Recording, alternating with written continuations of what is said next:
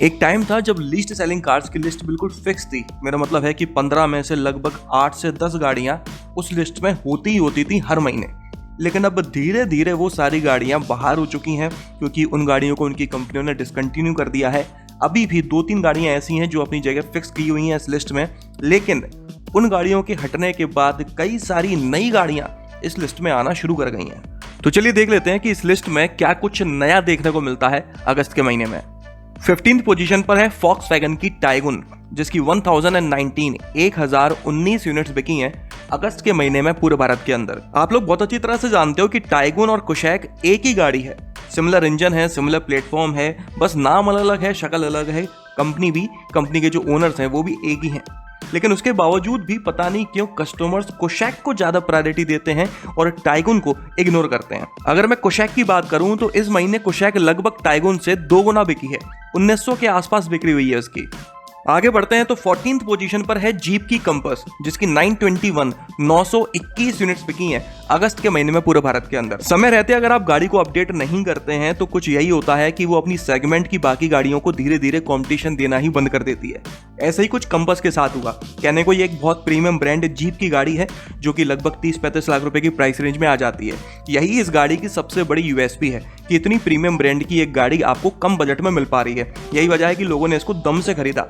एक टाइम पर 2,500 से 3,000 इनफैक्ट 4,000 यूनिट्स तक बिकी हैं इसकी हर महीने।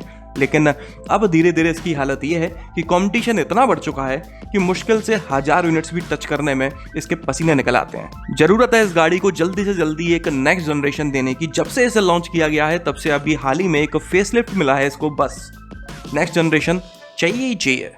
आगे बढ़ते हैं तो 13th पोजीशन पर है Volkswagen की वर्टस, जो कि एक सेडान है। इसकी 873 यूनिट्स बिकी हैं पूरे भारत में। अब यहां पर भी वही टाइगुन और कुशैक वाली कहानी है।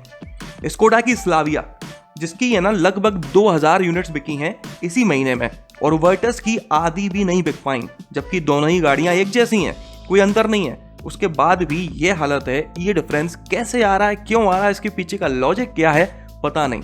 जबकि Volkswagen का जो कवरेज है, मतलब कि जो उसके सेंटर्स वगैरह हैं, वो स्कोडा वालों से ज़्यादा ही हैं। हालांकि ये बात सही है कि स्कोडा के जो सेडान्स है ना, उनका मार्केट पहले से ही काफ़ी जमा हुआ है। ऐसे पर्सनली मुझे तो समझ ही नहीं आया कि स्कोडा ने स्लाविया और Volkswagen ने वर्टस को लॉन्च ही क्यों किया है आज के टाइम में, जब इंडिया में सेडान कोई खरीदना ही नहीं चाहता है।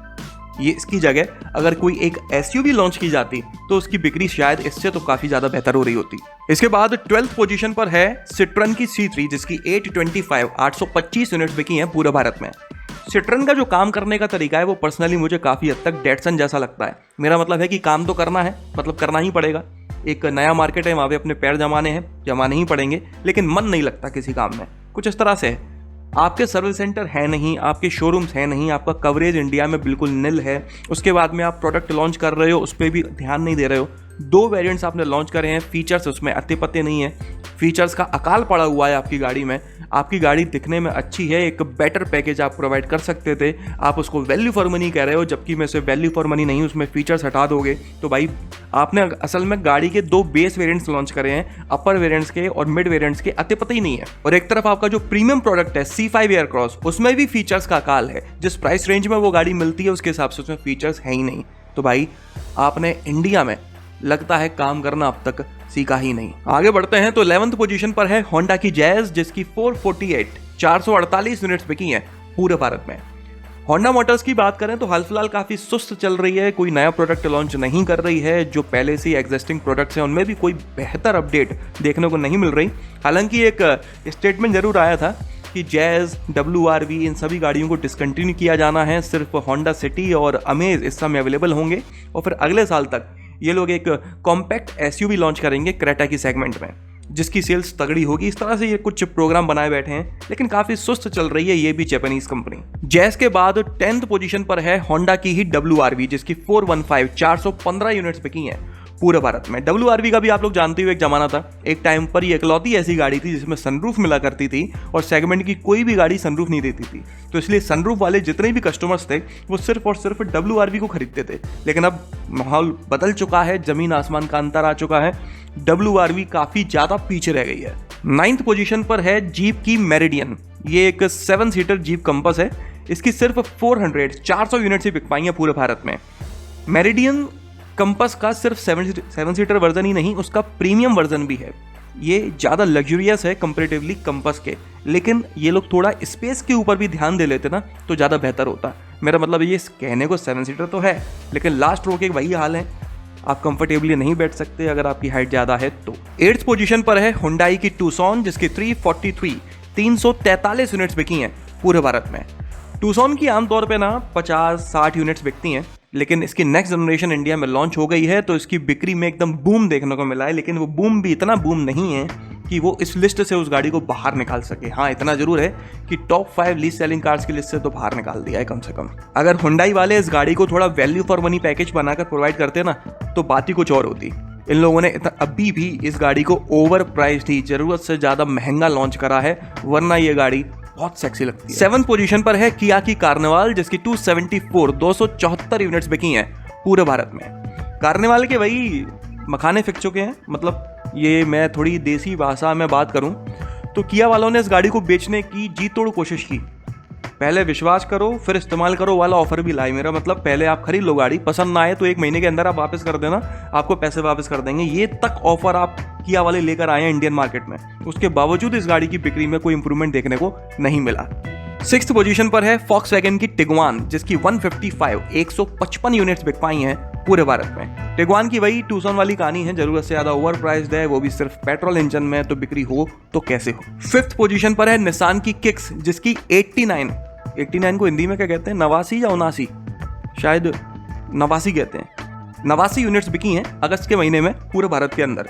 4th पोजीशन पे है महिंद्रा की मरार्जो, जिसकी 45 यूनिट्स बिकी हैं पूरे भारत में। मरार्जो मुझे समझ नहीं आ रहा ये अभी भी अपने शोरूम पर रखकर जगह क्यों गिरवा रहे हैं। इस गाड़ी को डिसकंटिन्यू कर देना चाहिए, लेकिन महिंद्रा काफ़ी सुस्त है गाड़ियों को डिसकंटिन्यू करने के मामले में। बहुत लंबे समय तक गाड़ी को चलाता है, पूरी तरह से उसकी बेइज्जती करता है, फिर डिसकंटिन्यू करता है। देखते हैं कब तक इस तरह से ये मरार्जो इस लिस्ट में अपनी जगह फिक्स करके रखती है। 3rd पोजीशन पर है महिंद्रा की अल्टोरस G4, जिसकी 44 यूनिट्स बिकी हैं पूरे भारत में। ये इकलौती ऐसी गाड़ी है जिसको देखकर मुझे काफ़ी दया सी आती है, और इसके पीछे कारण ये है कि ये गाड़ी काफ़ी डिजर्व करती है। जब इसे लॉन्च किया गया था तब तो बहुत डिजर्व करती थी, काफ़ी अच्छी इसकी बिक्री होनी चाहिए थी, लेकिन इसको कभी भी यह सौभाग्य प्राप्त हुआ ही नहीं, हमेशा बस लीस्ट सेलिंग कार्स में ही देखने को मिली है। 2nd पोजीशन पर है सिट्रोन की C5 एयरक्रॉस, जिसकी 25 यूनिट्स बिकी हैं पूरे भारत में। तो यही है वो सिट्रोन की दूसरी ओवर प्राइस्ड गाड़ी, जो कि इंडिया की 2nd लीस्ट सेलिंग कार है। तो सिट्रोन भैया प्लीज़ मार्केट को समझें और फिर एक जोरदार नया प्रोडक्ट लॉन्च करें। और अब बात कर लेते हैं सबसे कम बिकने वाली गाड़ी के बारे में, तो वो है टोयोटा का पिकअप ट्रक हाइलक्स, जिसकी सिर्फ 20 यूनिट्स ही बिक पाई हैं। मैंने आप लोगों से बोला था कि पिकअप ट्रक इंडिया में किसको चाहिए। कुछ ऐसे स्टेट्स हैं जहां पर पिकअप ट्रक पसंद किया जाता है, लेकिन भाई पूरे भारत में मुझे तो पिकअप ट्रक्स बहुत ही कम देखने को मिलते हैं। उसमें हाइलक्स आप लॉन्च कर रहे हो, वो भी इतना ओवर प्राइस्ड। कौन खरीदेगा, क्यों खरीदेगा?